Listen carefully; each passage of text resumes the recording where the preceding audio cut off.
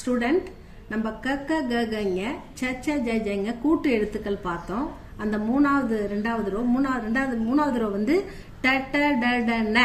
அந்த டாவை எப்படி எழுதுறதுன்னு பார்ப்போம். அந்த டாவை பாதியா எழுத முடியாது, எழுதுனா மீனிங் வராது, எழுத முடியாது.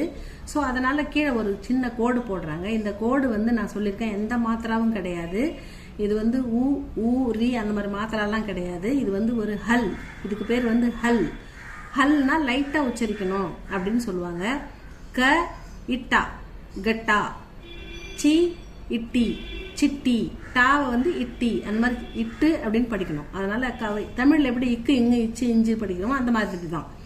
ட ட இட்டா க இட்டா, சி இட்டி சிட்டி.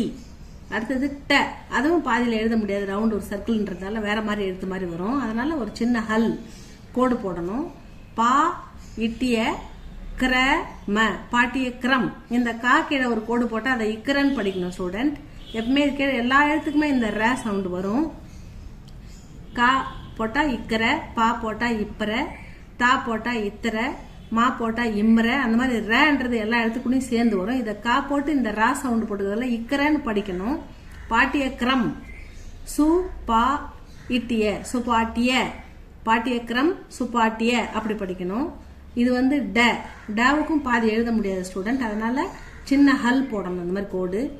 அ இடா அடா அப்படின்னு படிக்கணும். அந்த டான்றத உறுதியா உச்சரிக்காம லைட்டா உச்சரிக்கணும். அதுதான் ஹல், அடா.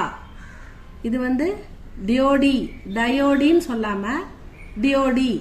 தமிழ்ல எப்படி பண்ணுவோம்? இட்டு இக்கு இத்து, அப்போ வந்து இட்டு இட்டு டியோடி அப்படின்னு படிக்கணும். அடுத்தது ட, டாவும் பாதியில் எழுத முடியாது, கீழே ஹல் போடணும்.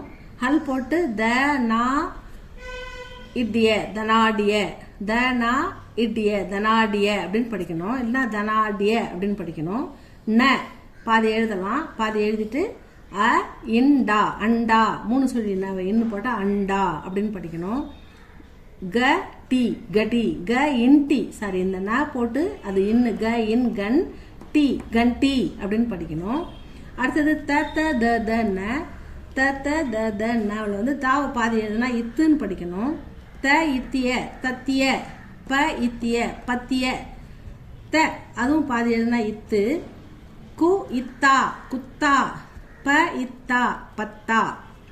அடுத்தது த, த பாதி எழுதுனா ர இத்தி ரத்தி, பாதி எழுத முடியாது, கீழே ஹல் போட்டுக்கிறோம். ர இத்தி ரத்தி. துவார், இது வந்து தவார்னு படிக்காம துவார், கீழே ஹல் இருக்கிறதால அதை புள்ளி வச்சு எழுத்தா நினைச்சு இது அப்படின்னு படிக்கணும். அது லைட்டா துவார்.